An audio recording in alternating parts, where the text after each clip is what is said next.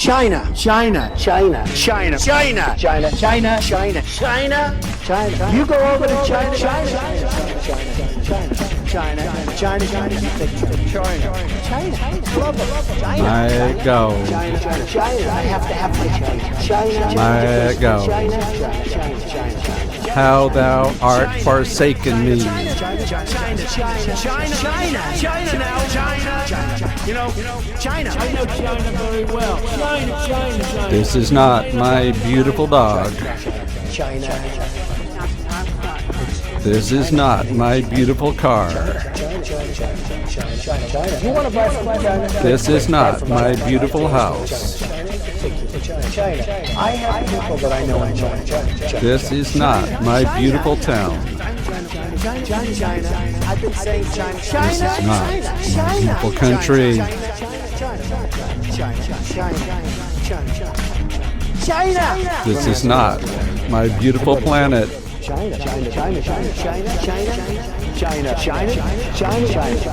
This is not my beautiful universe. People think I don't like China. I love China.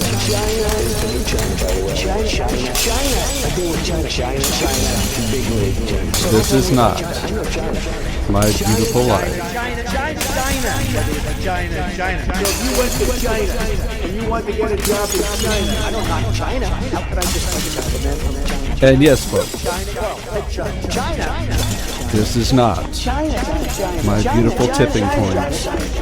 China's over here. Look at what China's doing. They're learning from China. Look at that. Isn't that nice? China.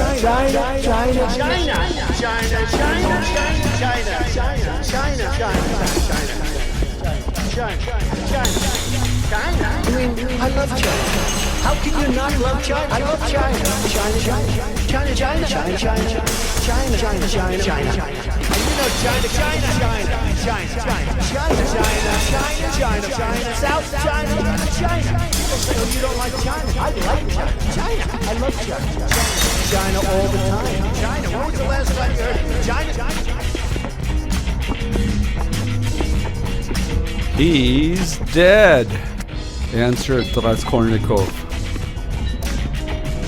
The doctor and the priest have been, as all it should have been. Don't worry the poor woman too much. She's in consumption, as it is. Try and cheer her up if possible. You are a kind-hearted man, I know, he added with a smile, looking straight into his face. But you are spattered with blood, observed Nikodim Fomitich, noticing in the lamplight some fresh stains on Raskolnikov's waistcoat. Yes, I'm covered with blood, Raskolnikov said with a particular air. Then he smiled, nodded, and went downstairs.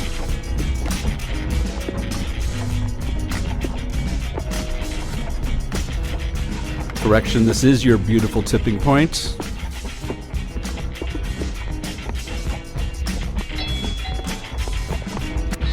And our show today is titled, I Consume, Therefore I Am.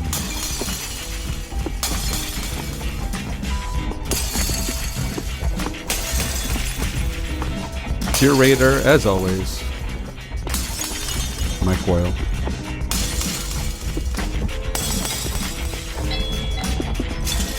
So have you ever noticed that it makes no difference whether we are talking about a capitalist or a socialist model?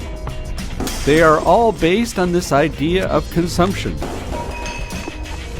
Consumption makes that political wheel turn round.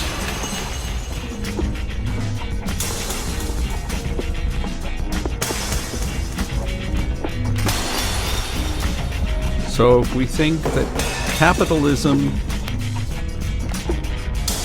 is at fault, solely at fault, for creating the consumption juggernaut,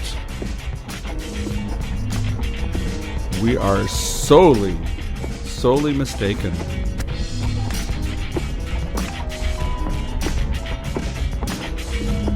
So let's go back in time, way back, before the troglodytes, much farther back.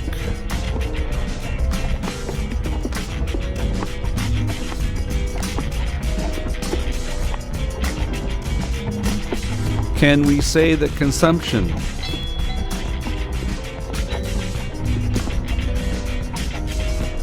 was triggered by our original parents, that being Adam and Eve? I just pose a question. I am not the answer man.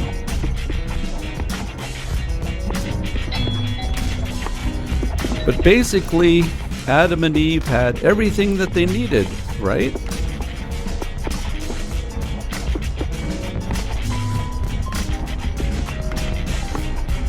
There was nothing to consume.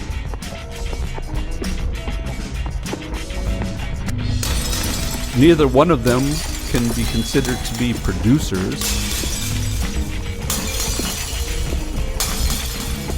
Were Adam and Eve bored, maybe?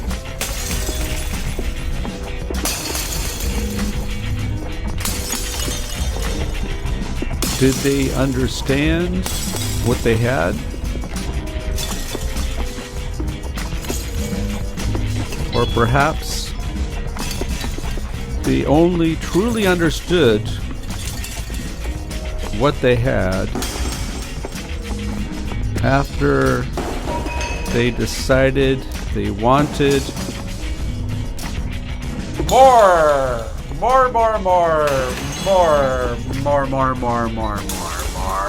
more.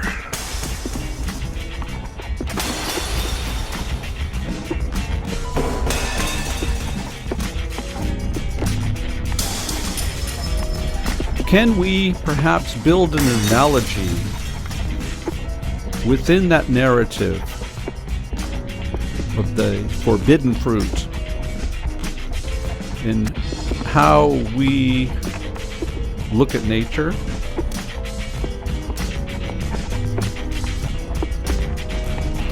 Nature giving us everything that we need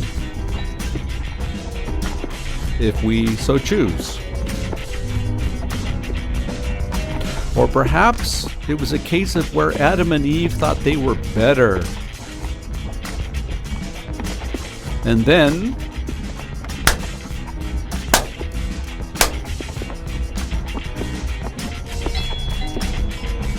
the wrath of God came down with a fury.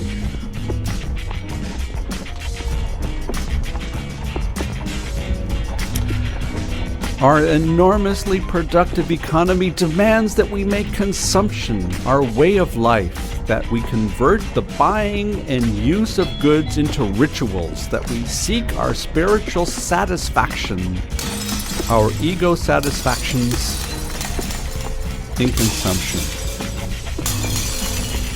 Victor Labov, 1955.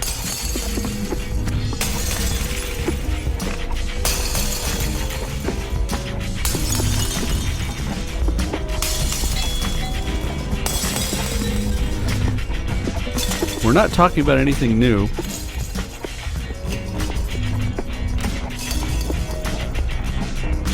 The question of our obsession with consumption has been around for a long, long time.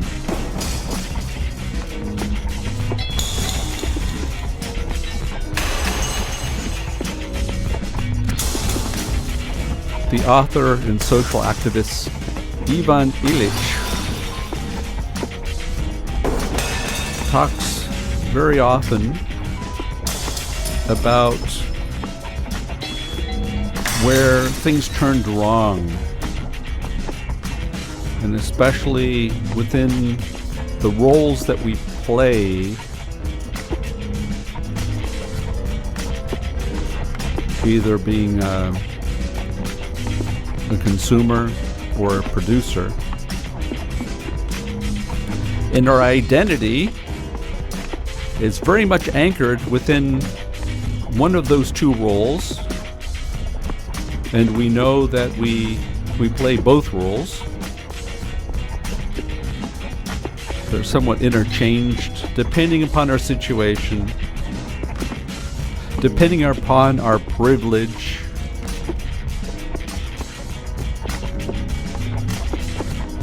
depending upon the time of the day and perhaps the day of the week.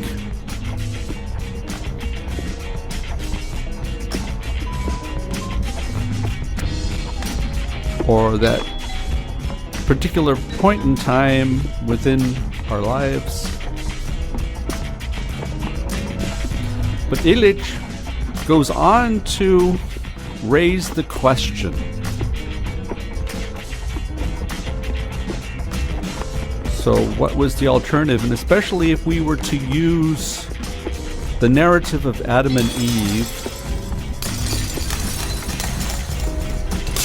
and I think you and I would agree that they were not born consumers.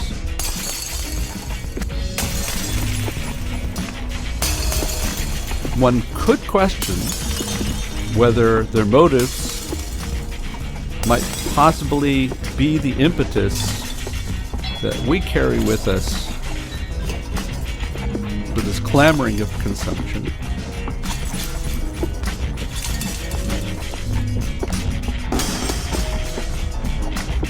But just like Adam and Eve, the question of being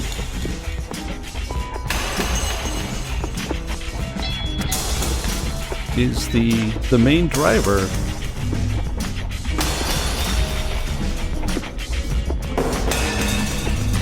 But unfortunately, we have taken this path that does no longer allow us to contemplate who we are or what we do.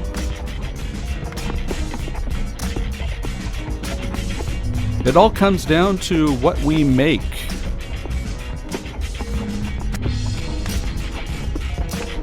And that's when the production shtick comes into play.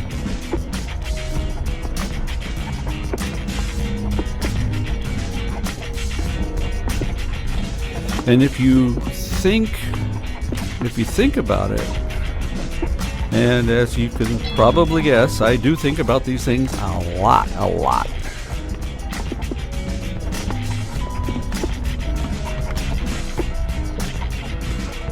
That within that reflection, the reflection that I have put myself through, the reflection has acted as a mirror where I have been able to ascertain how far removed I have been, and never claiming infallibility, and still run across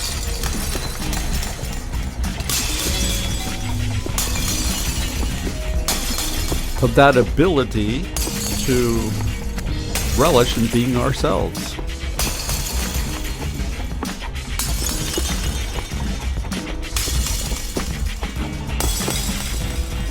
Think about the conversations that we have daily, especially with those individuals that we are meeting for the first time.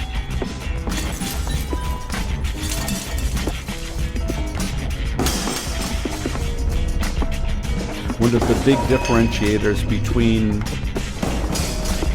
North America and Europe is that first response that you will get in introducing yourself.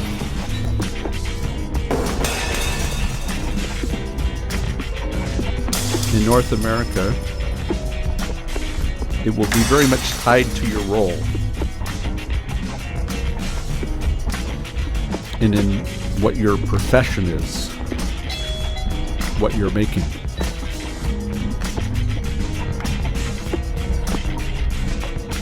It has little to do or little to nothing to do with where you reside. Unfortunately,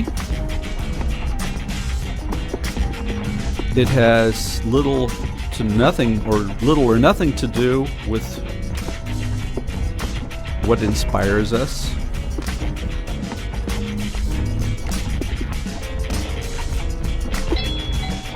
But it has everything to do with those things that we need to manage substance.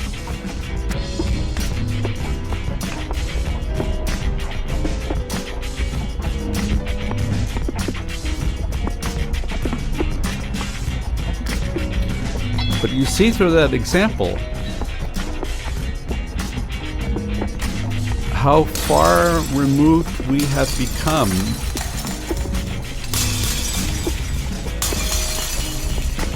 from that unique identity that we all really have.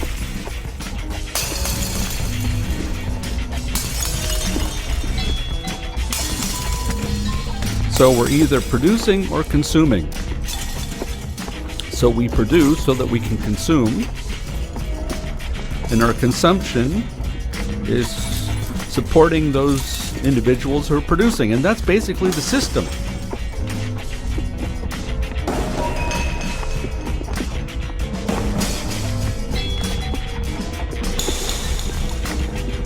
So within this model, the model that we've created, what would be the opposite? What would be the opposite of this consumption production conundrum?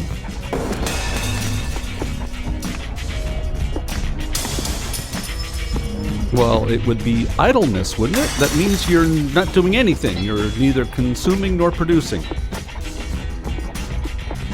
And we have a long, long history.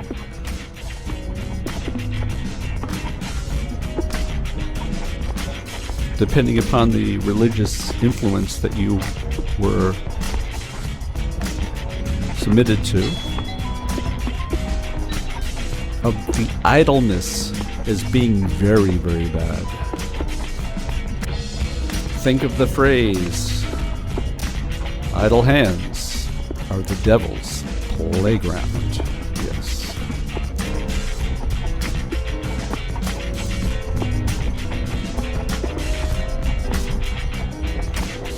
Idleness might cause you to do stupid things. Idleness might cause you to think thoughts that do not fall within the norm.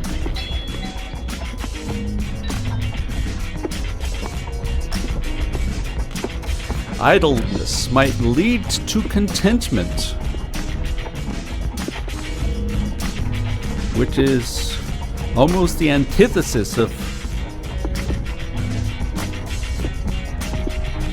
this juggernaut that we have created,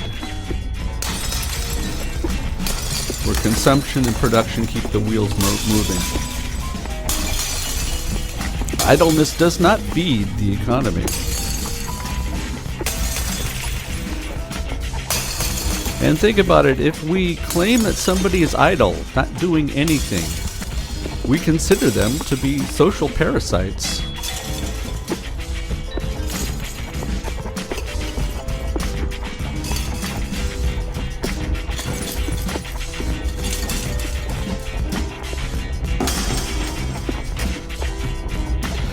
Give the term purpose and vision and mission lip service.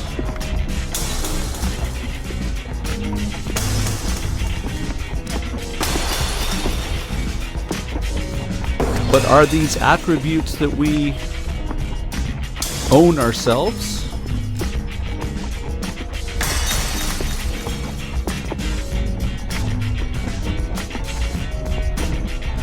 Some of you might consider this claim to be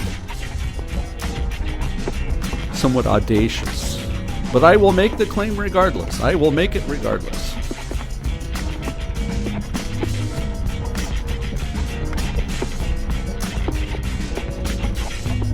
That the biggest problem that we have, the source of our demise within our society, is very much tied to the lack of individual purpose.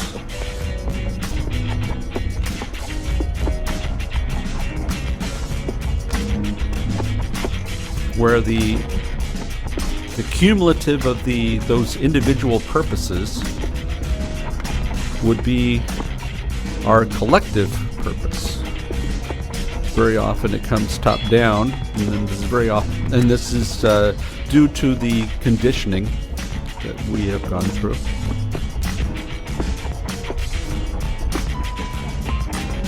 But what if we were to turn that one on its head and start with the introspection, the realization, and the proclamation of what our individual purpose is?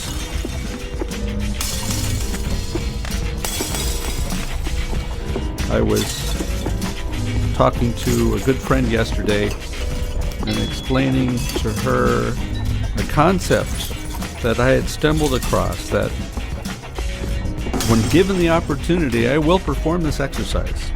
And it's called the obituary party.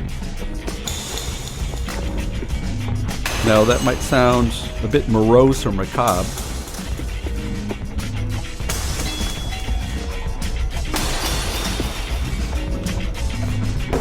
simply because that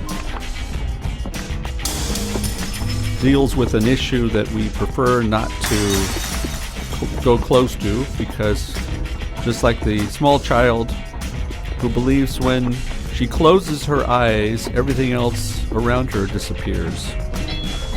Well, that's what we do. But if you think about it, the possibility of wherever you might be on that life journey, to put it on pause and think about whenever that day will come. And I'm hoping that you're not hearing this for the first time, but if there's one thing that is a definite, it's going to come. It will come. Yes, it will come. Where we are no longer part of the scene, where we are officially relieved of our duties of being consumers and producers.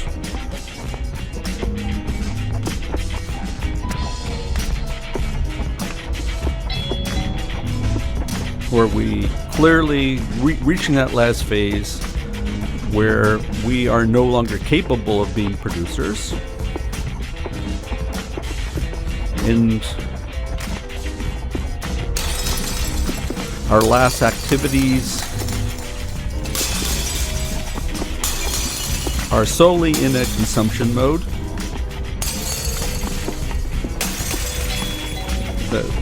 Based upon the prevalent mores that we have within our society, we are there to consume health care.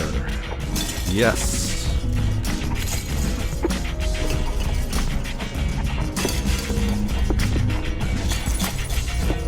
And we consume, and we consume, and we consume some more until it gets to the point of where the consumption becomes a lost cause. And then the switch is flipped. Well,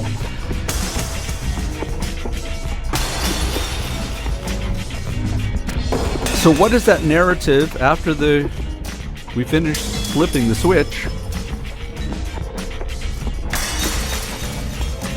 Do we have the ability to influence that narrative today?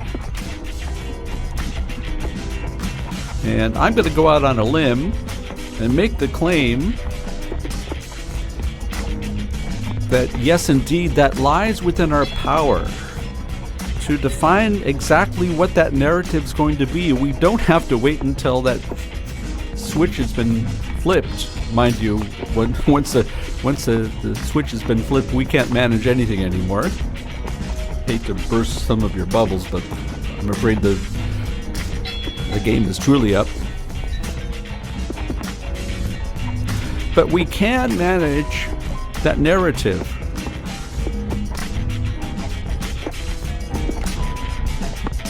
And it's very much tied to what we feel our individual purpose to be.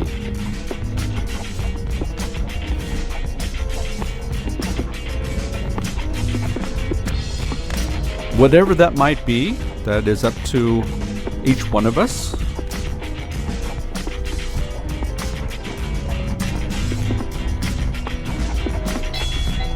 But what would it look like if you were given the opportunity today to write your own obituary?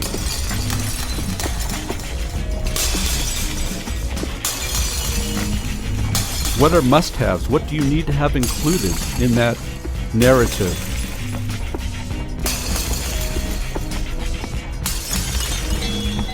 What would you like others to say about you?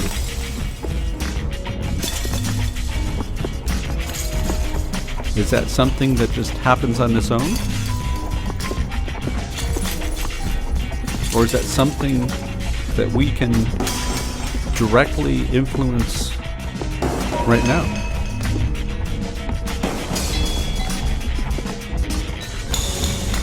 But instead of us concentrating on our own purpose, we continue to run ourselves ragged within this consumer producer race, where we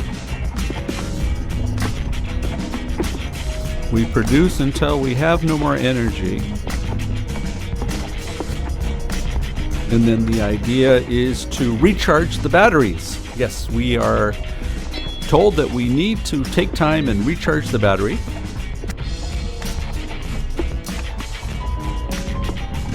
And that indeed is the time where we will go on holiday,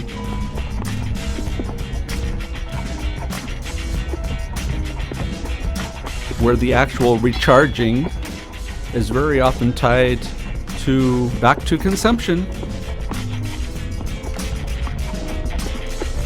that somebody else performs the production.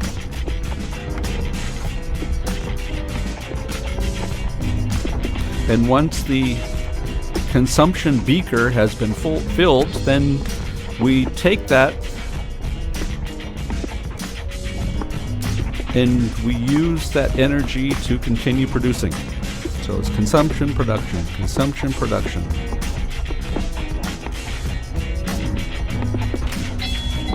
And just like the story of Adam and Eve,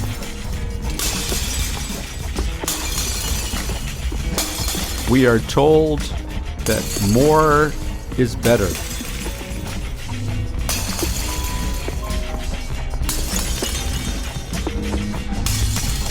Work provides compulsory sociability. Leisure can be forced solitude. Me? I dread weekends, remarks the workaholic journalist in Tom Rutzman's novel, The Imperfectionist. I wish I didn't have vacation time. I have no idea what to do with it. It's like 4-week reminder of what a loser I am.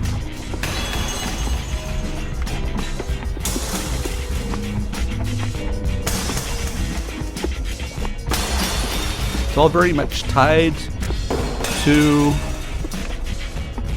our disconnection to our motivators. And if we were to look at the different types of motivators that we have, there are basically two groups. One being the internal motivators, and the others being external. Let me give you examples. Let's start with the external. So a title Your title would be an external motivator. Or a pay raise would be an external motivator.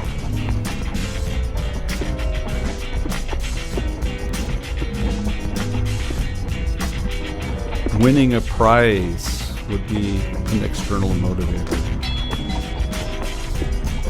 Unless it was based upon something that you actually achieved. But usually, for the most part, this is a tendency that I've seen throughout. I always use the time frame of 40 years, but it was probably even longer, might even be shorter. In essence, it makes no difference. But prizes are seldom based on achievement, true achievement. Furthermore, the proclamation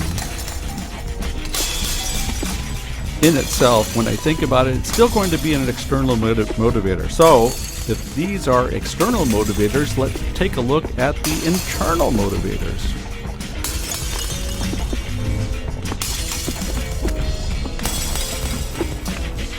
And I think the two main elements for me of internal motivators are very much tied to the sense of purpose, why we do things, why we get up,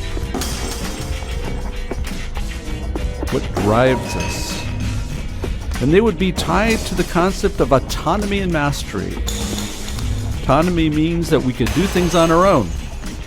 And mastery means that we go through a learning curve. And perhaps it might not necessarily be too smooth in the beginning. But we figure out a way to pick ourselves up and we keep on going. Yes, sirree, Bob.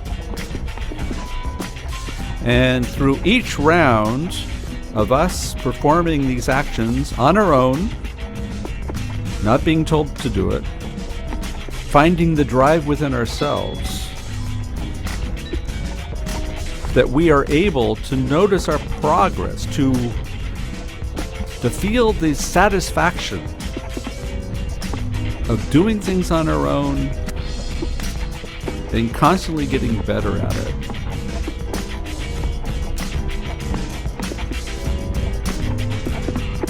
And very possibly reaching the point of where you feel that you have taken the mastery part as far as you can, and then you realize that perhaps it's time to move on and find a new challenge.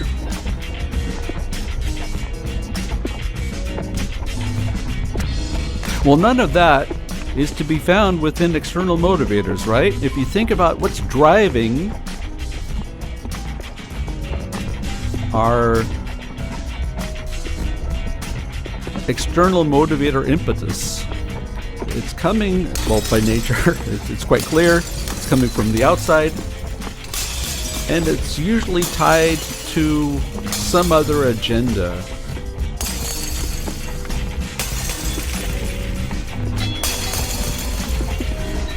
And when you take a sit and think about it, that the external motivators are nothing more and nothing less than a form of manipulation.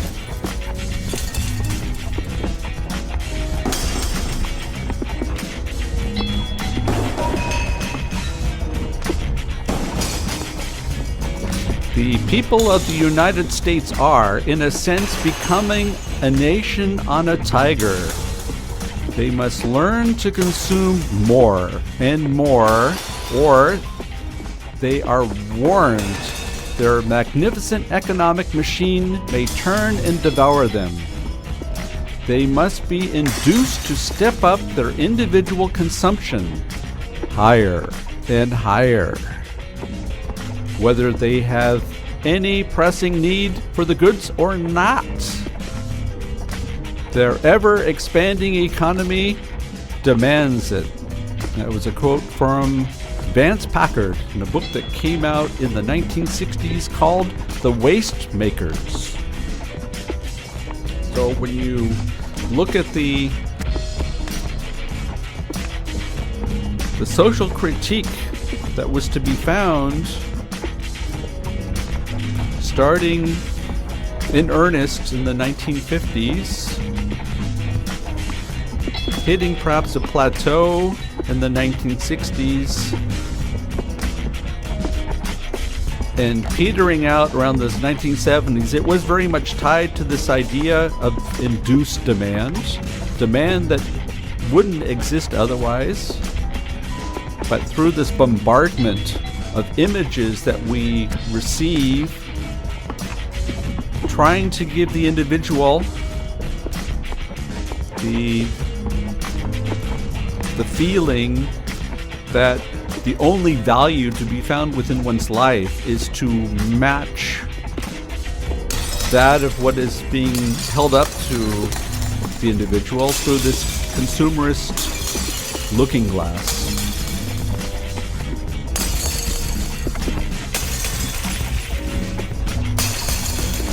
And we continue to give this topic lip service, but unfortunately I'm compelled to continuously come to the conclusion that it's only lip service.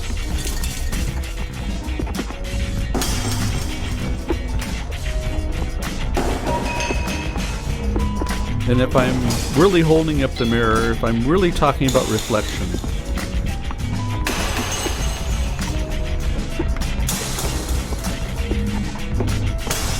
I come to the conclusion that also for myself that it's not always easy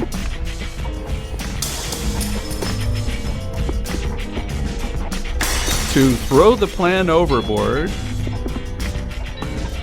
and to let things be.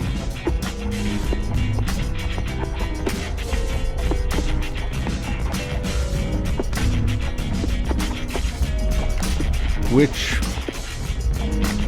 no, it certainly wasn't always that way. You know, when you're a child, there is no such thing as a plan. You don't require a plan. You didn't. Well, maybe today I shouldn't speak so loud. I can only go back to my experiences. That I would not go to my parents and say, "So what's the plan for today?" In fact, very often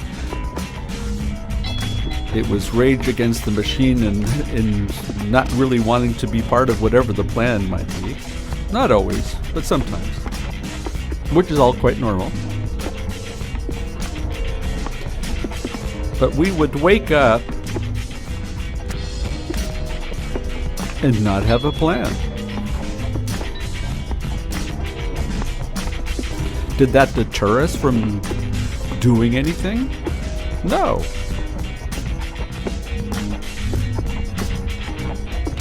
It all had a natural progression.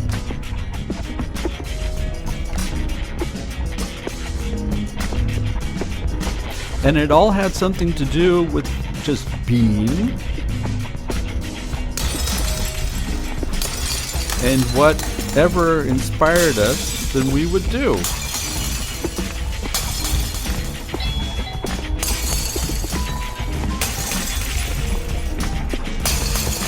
We did not need entertainment. We were able to entertain ourselves.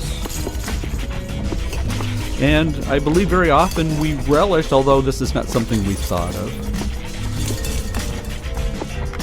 But in retrospect, I believe that we relished in the ability of doing these things together.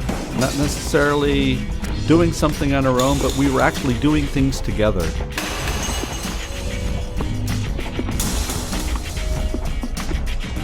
And the beauty of the activities were in that we were able to come to these conclusions in a pretty natural way. It was probably easy for me to say, as I was always the dominant one, regardless. perhaps the recipient of those interactions back then would give us a different narrative. I don't discount that possibility. And if so, then I will claim guilty as charged.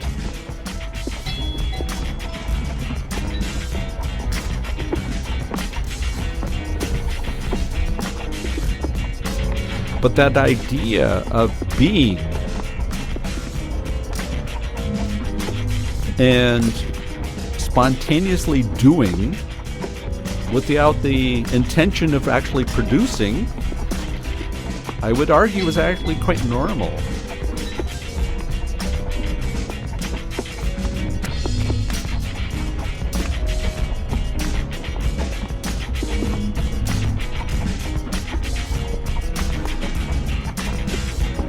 And here the only fair way of talking about subjects like that is to hold myself up as an example. And I admit I wake up and the first thing I do is grab my notebook and look to see if I have any mails, see what was in the news.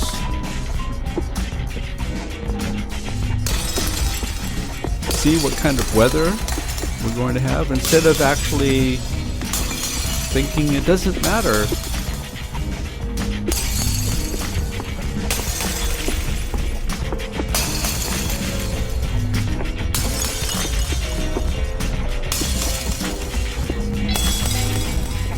So when we look at our influence on where we live,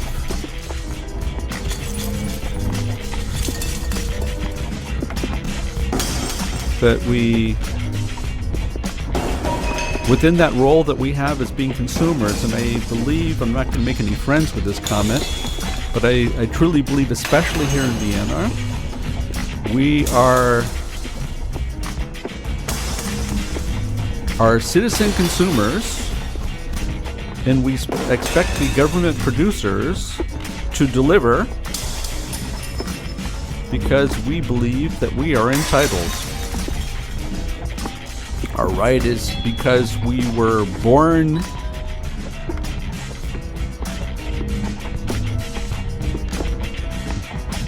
in the surroundings of privilege, and with that, we feel entitled.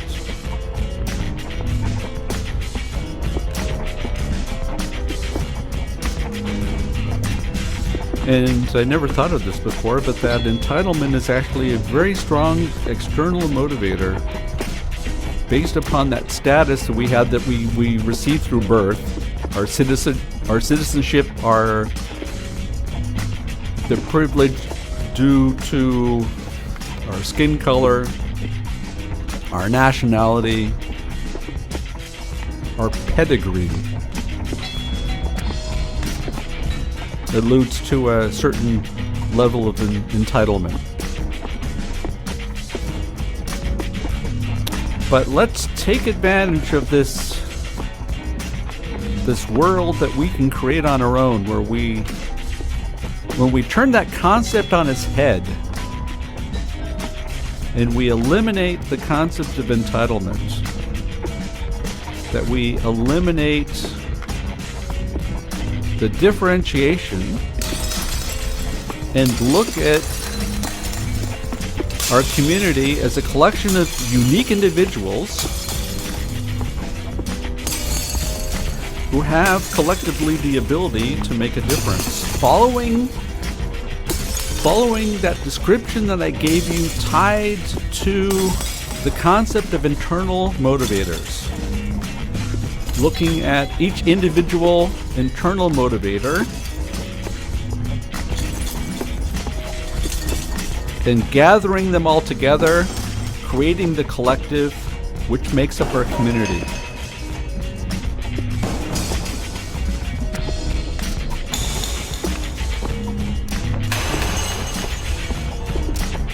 The real problem, I'm afraid, is that when we start following that path, then we will realize that this model that we have created, tied to consumption, tied to production, tied to the interdependence of these two elements, tied to our identity of either being a consumer or a producer, and those are the roles that we play,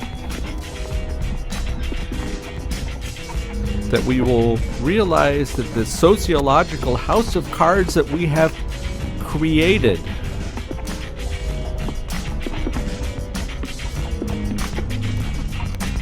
when allowing for the house of cards to fall, that there will be all kinds of collateral damage that will take place.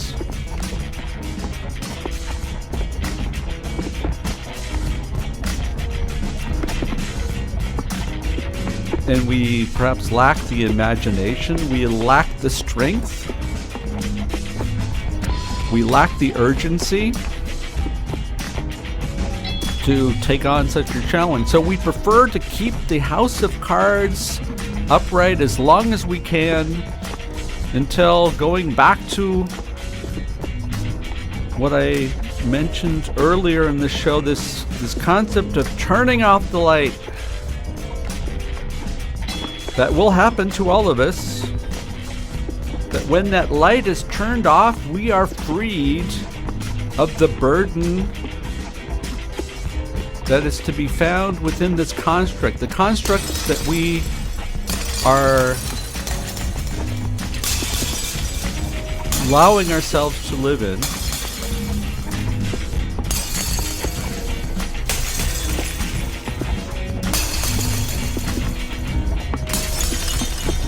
Yeah, pretty sad state of affairs. But does it have to be that way?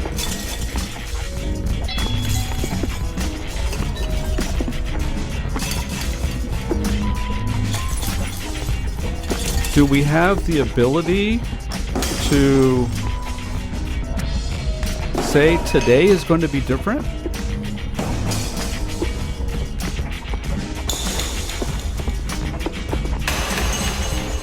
That today, I don't have to live by yesterday's rules. Nope, I do not. Nobody's asking me to.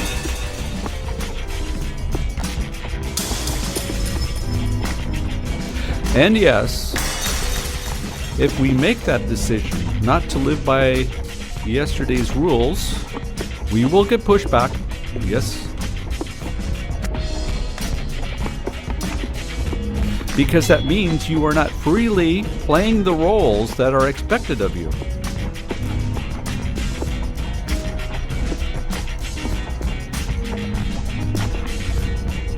And then you come to the conclusion that it very rarely has anything to do about you as an individual, but has everything to do with the role that you're playing,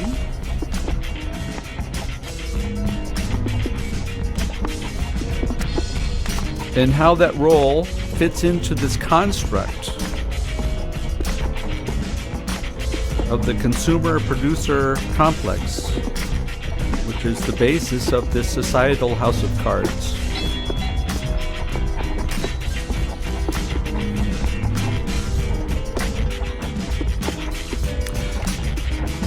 And one's refusal to be part of that role model paradox. That possibly could be considered to be the biggest threat to a lot of people, and I don't discount the possibility it might be the worst threat for those people that are close to you. And that's really the challenge, right? When you decide that you're not going to take on that role anymore, that very possibly the people close to you will go through a bout of cognitive dissonance.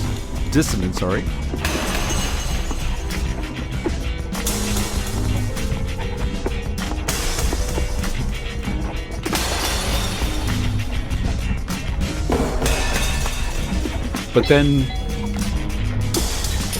what is the alternative?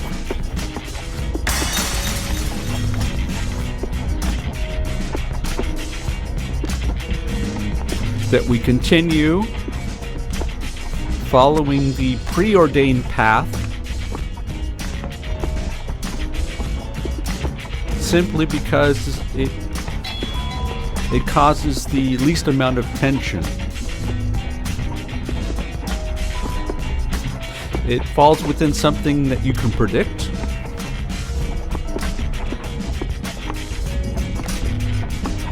That false sense of security that we manage the events of the future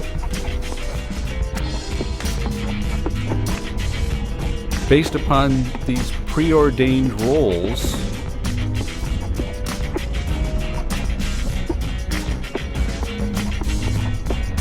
whereas we all know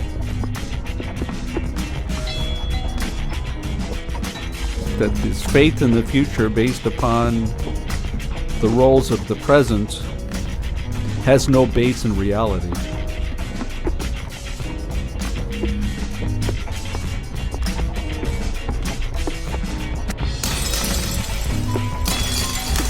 And that means that the fear that we have is very much tied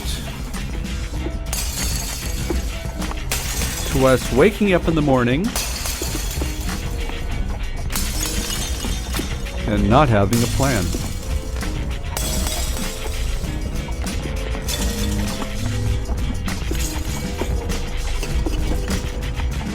That fear of not knowing what to do, the fear of idleness, the fear of boredom, which is just another form of missing that consumerist impetus.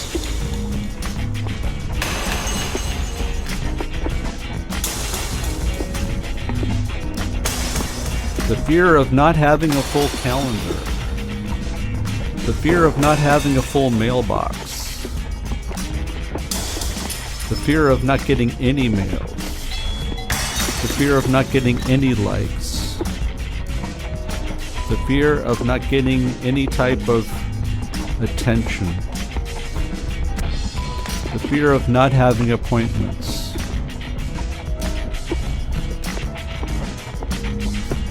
And if that has been our benchmark, then we raise the question, what is my value in society?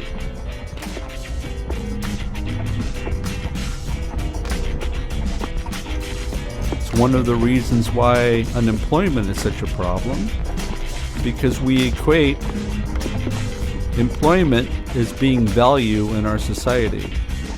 And through the decisions that are made for whatever reasons they may be, sometimes very inexplicable, the decision path that is followed, often very obtuse, often very inexplainable, that leaves the individual in their so-called value within society very much dependent upon factors that have nothing to do with them as people, as individuals, as human beings.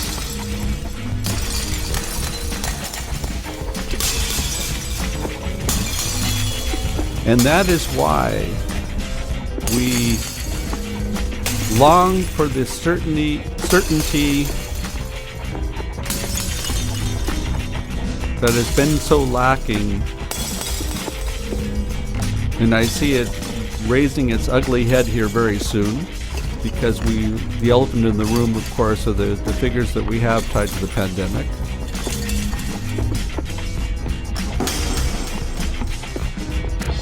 And we pretend that it's not there. And we close our eyes like the little children and we think it's going to go away.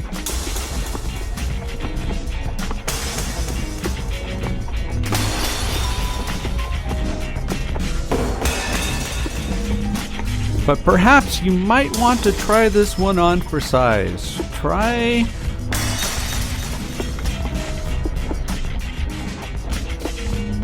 thinking about very consciously about these roles that we play as consumers, these roles that we play as producer, and it does not mean that you need to throw everything overboard in one day. And I would argue that sometimes we don't have a choice. Sometimes we do need to play these roles. But it makes a huge difference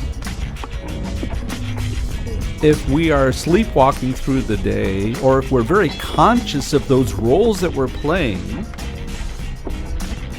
Because only through consciousness will we be able to have a choice and perhaps at some time make a very conscious decision as to whether that's what we really want or not.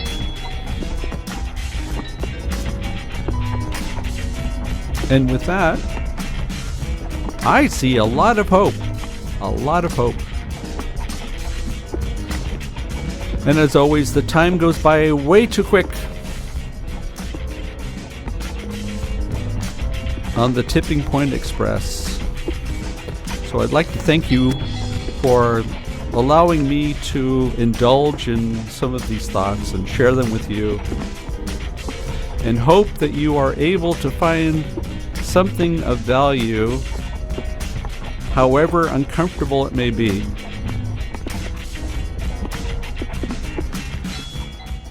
To make a difference.